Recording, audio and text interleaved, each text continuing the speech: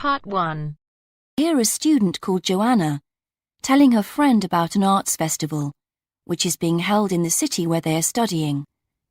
First, you have some time to look at questions 1 and 2.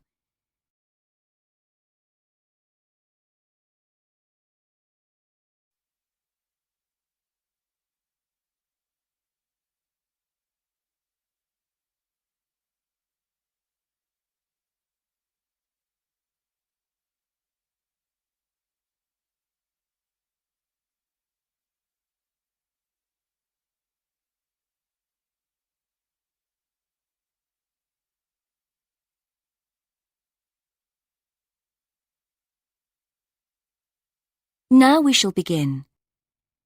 You should answer the questions as you listen, because you will not hear the recording a second time. Listen carefully and answer questions 1 and 2. Hi, Joanna. Where have you been? Hi, Dave. I had to go into college to return a DVD I'd borrowed from the library. Oh, right. But while I was there, I got some information about the City Arts Festival that starts next week. Oh, yeah? I saw a poster advertising it somewhere. Yeah, and I picked up this leaflet from the library. It gives you the website address. So as I was there, I logged on to get more information. Actually, although they've got the full programme of events fixed now, you can't book online, which seems strange. There's a number to phone, though. And are there student discounts? I guess so, but I didn't notice. Anyway, there are 3 things I'd like to see. An Italian film, a rock concert, and an art exhibition. Oh, The exhibition's free, and you don't need to book, so I'll definitely go to that. But I'm going to get tickets for the film in case they sell out. good idea. You can always buy concert tickets at the door because that's in a really big hall. Right. Before you listen to the rest of the conversation, you have some time to read questions 3 to 10.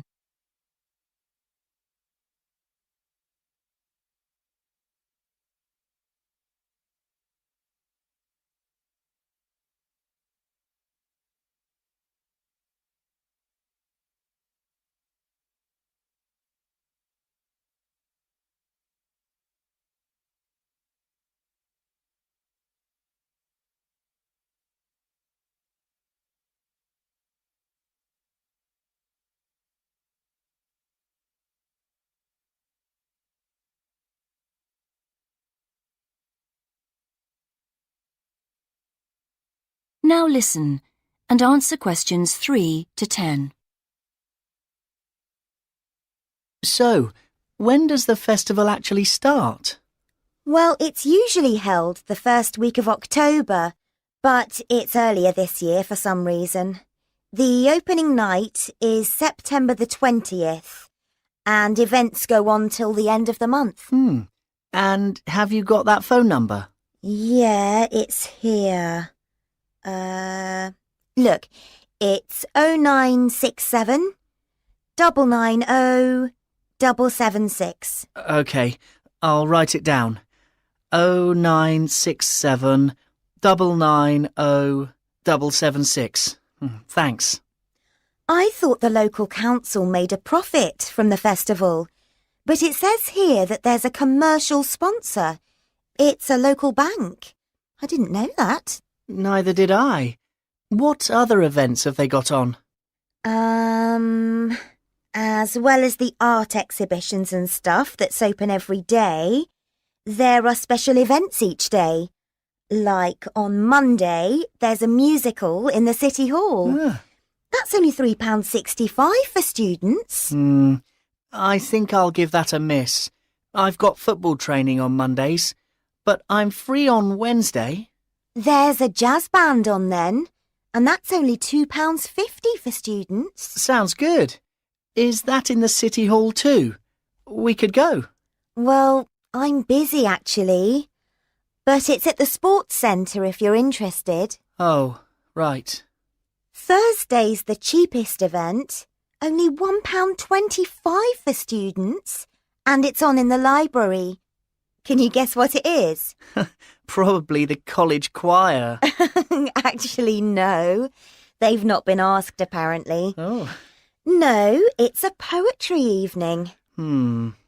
Isn't there any modern dance on anywhere?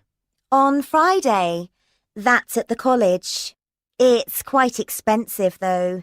£15 for adults and £12.75 for students. Oh, yes, that is a lot. If I'm going to spend that much, I'd prefer to go out on Saturday. Yeah, me too. But on Saturday night, there isn't live music or a party or anything. Just the fireworks in the city park. And that's only £1.50. Yeah, that'd be good. That is the end of part 1. You now have half a minute to check your answers.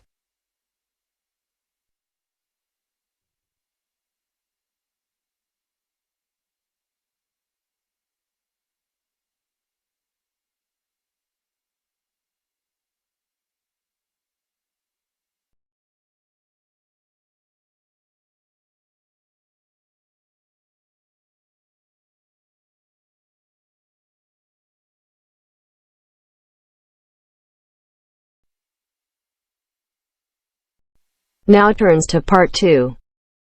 Part 2.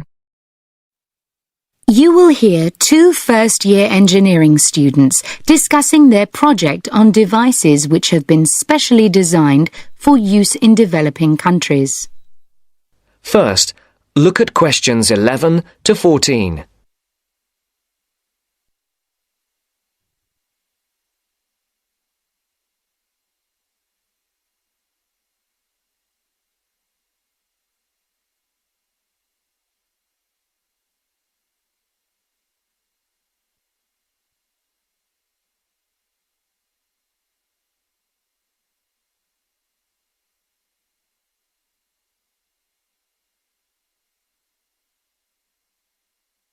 Listen carefully and decide which 4 planned developments are mentioned.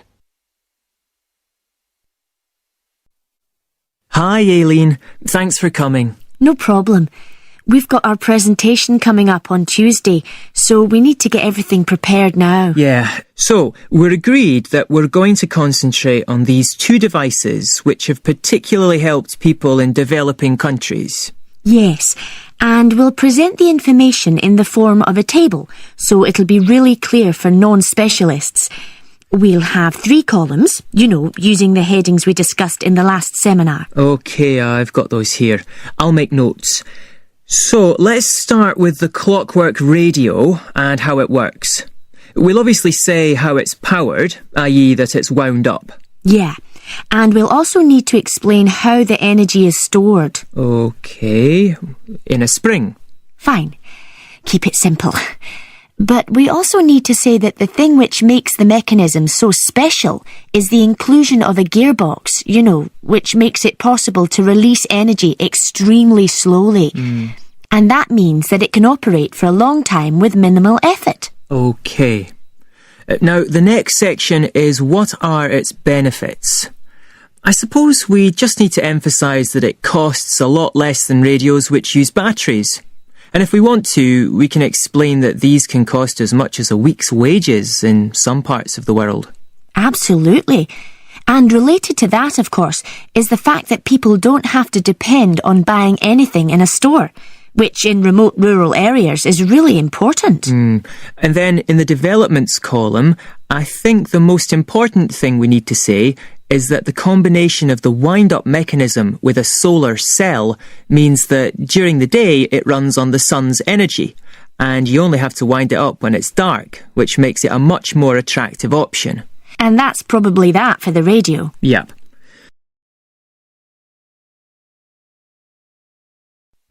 Before the broadcast continues, look at questions 15 to 20.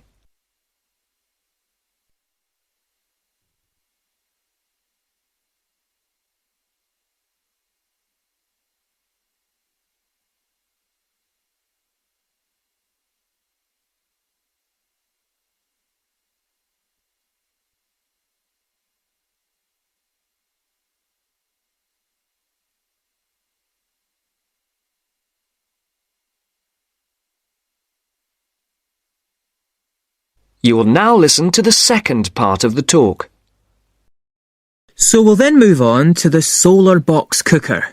And again, let's keep the description of the mechanism very simple. We need to say that it uses sunlight rather than conventional fuels to cook food. But we also need to explain two elements of why it's so efficient. Yeah. The fact that sun's rays enter through a plastic cover. Better call it a lid. I thought it was made of glass. Not according to my research. Okay. And then we just say that light is transformed into heat and... Because it has a longer wavelength means that it gets trapped. And so it cooks the food. Good. Right. And then where do we begin on the advantages? There's so many. I suppose we have to begin with the fact that you no longer need to cut down trees, which brings a whole raft of other benefits in its turn. Sure. And related to that, I think we need to say that because dung is no longer needed as a fuel for cooking, it can be used as a fertiliser. Which leads to better harvests. And then there's the fact that there is absolutely no smoke. I was reading somewhere that there's a huge incidence of lung complaints, especially among women and children who have to breathe in smoke from conventional cookers. So that's another plus point. Yep. And then we need to say something about the way cookboxes have been improved. I think we can emphasise the fact that a reflector is often added at an angle to the lid to maximise the amount of light entering. Yes, good point. And also, I read about the fact that the floor or base of the box is raised, which improves heat retention. Oh, and I think we should mention the fact that many of the new boxes have a sloping or inclined lid, which increases the surface area to capture the sun's rays. Yes, that's a good point to finish on, I think. So, I'll write up that table on an OHT if you like, and we're all set for our presentation. Yes, great. If there's anything else that you think we should discuss,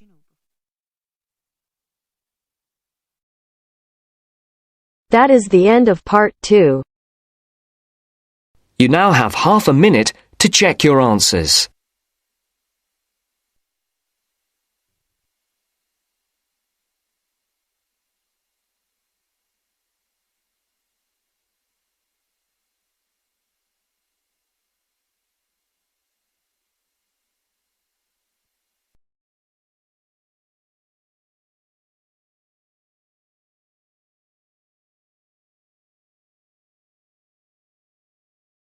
Now turns to part 3. Part 3. You will hear two undergraduates doing a research methods course. A girl called Leela and a boy called Jake having a seminar with their tutor.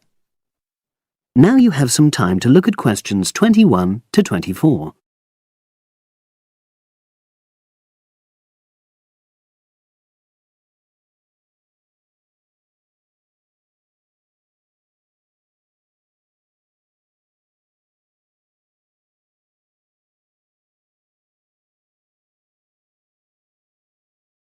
Now listen and answer questions 21 to 24. So the task I gave you both was to choose an article about a small-scale research project. Yes. You were then required to try to reproduce the research procedures in your own context, i.e. try it out for yourselves. Yeah, and that's what we've done. Great. So I'd like you to tell me a bit about the article and why you chose it. Well, the article's written by 2 university lecturers who had started using crosswords to help their students revise terminology for exams. And the crosswords were designed and set on computers. And we selected the article because, well, it seemed an accessible topic, even though we weren't familiar with the technique. You know, using IT to design crosswords for higher education. That's a good reason. So these lecturers wanted to see how well this innovation was received by their students. Yes. So how did you go about reproducing the research? Well, we drew up a list of terms from one of our own modules and designed a crossword for revising these terms. Then we asked our classmates to try out the crossword and give us feedback, their opinions on how they felt about using the technique. Was it easy to find participants? It wasn't easy at first, but then we convinced them that by taking part in the research, they were actually benefiting themselves by preparing for an exam which is coming up later this term. And it worked. Good. So how did you find out what the students thought about doing the crosswords? A questionnaire. The original article used a 2-page long questionnaire. There were lots of excellent questions on it, but the whole section on difficulties using IT is now obsolete. Old-fashioned even though it had only been written a couple of years ago. So you designed a shorter version? Yeah. Then we sent it to the 40 students by email and got 28 replies. I was taken aback by the fact that everybody we talked to thought this was a good return. I mean, the responses were well written. You know, people had taken a lot of care, but I was really disappointed with the low numbers. Yes, an important lesson to learn for an apprentice researcher. Yeah. Now you have some time to look at questions 25 to 30.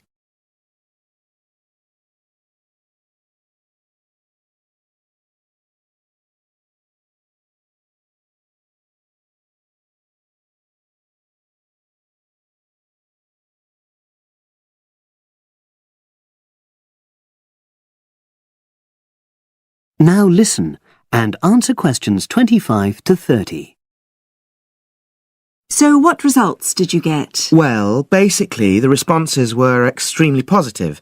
The students said that doing the crossword on a computer helped them really focus on the work in hand and not be distracted, which is something that commonly happens with other ways of doing revision. Yeah, that was really clear. But something that struck me was that having fun hardly featured in their responses, nor did anything to do with spelling of hard words, which I thought would be an obvious benefit. No? Okay. Respondents also said that doing the crossword hadn't really increased their general motivation to study, but that it had highlighted the gaps in their memory so they knew what further work was necessary. Right. So how did your findings tally with those of the original researchers? There were lots of similarities, but... There were probably two main differences. We found that more males than females liked the technique, whereas the original study found the reverse. Also, our respondents said they wouldn't mind doing a crossword as a final official exam. Whereas in the original study, students said they would hate doing it even if it meant having a shorter test. But of course, both sets of respondents said they'd be interested in doing more crosswords for informal purposes, revision, and so forth. Right. So let's have a think about the whole project and what you've learned from doing it. Well, it was very time-consuming. Yeah, and I don't think we managed that aspect very well. It could have been worse. I mean, we didn't have a lot of data, so we didn't have to spend ages processing it. And of course, we'd already done a course on numerical data processing, so there wasn't much new there. Yeah, that's true. Anyway, I think we designed our questions well so that they gave us manageable data. Yeah, it really helped having the original study to guide us, as it were. And that helped us to see what a good research instrument is. What a good questionnaire should be like. Absolutely. We got a lot from that. But when we were writing up the project, I'm not sure whether we'll know how to acknowledge the work of the original study. You know, our referencing. No, that's something we'll both have to work on in the future. Actually, that part's been great. Finding ways to share and support another person. That's the real plus from the project. Learning ways to do that. Well, it's obviously been very successful.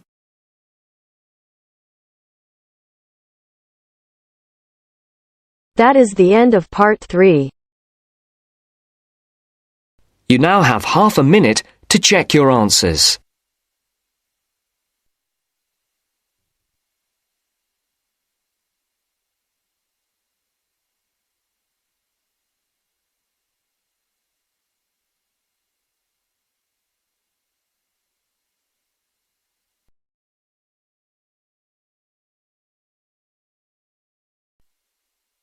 Now turns to part 4.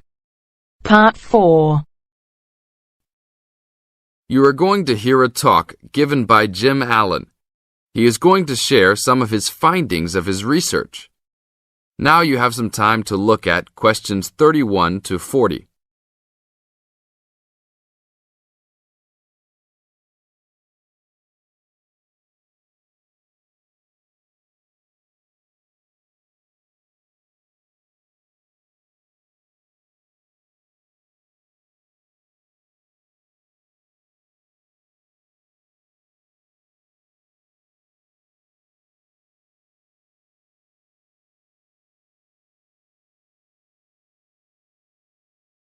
Now, listen carefully and answer questions 31 to 40.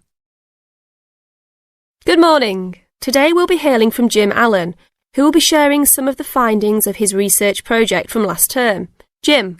Thanks. Well, to start with, a little bit of background about the project. As you can see, our title is something that is relevant to everybody in this part of the world: water safety. These days, there's a lot more to water safety because of the increasing number and range of boats and other things people use on public waterways. I'd become interested through reports on radio about the number of incidents involving small powerboats and individual watercraft such as jet skis. It seemed to me that because these craft were essentially recreational and didn't require licenses to use, there was very little opportunity to influence the users towards being safety conscious. So, I decided to make this the focus of the project. For the research, we mainly relied upon talking to people, asking them questions in preference to using a written questionnaire. We interviewed a wide range of people at a number of popular swimming locations over 2 consecutive weekends and asked them what they'd observed or experienced themselves. The respondents were both male and female, but the men were just slightly in the majority. We were pleased with their willingness to talk about the subject, and all told, interviewed 145 people over the 2 weekends. So, what were the findings? As you can see, 86% of people reported having had some type of problem. A surprisingly large percentage, 27%, commented that they had found it necessary to shout at an offending powerboat, but the main type of problem was the deafening sound that some of the boats made. On occasions, this led to swimmers deciding to move to another location. So what strategies did people adopt to ensure their own comfort and safety? Let's have a look at the figures. First, it was noticeable that there were often distinctly different answers between men and women. It was mainly the women, for example, who said they should try to choose places where boats couldn't go, whereas it was usually the men who said you shouldn't have to move if you were there first, so you should shout at them if necessary.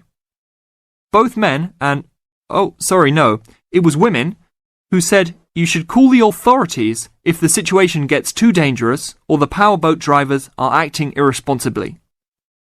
Then, I had thought it would be mainly women, but both sexes made the point that above all, it's important to get children away from any possible danger.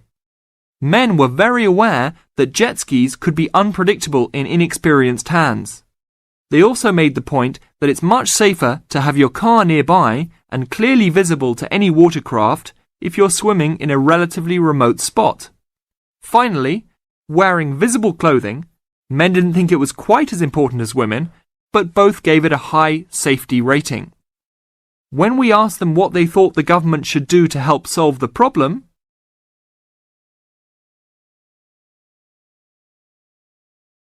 That is the end of part 4. You now have half a minute to check your answers.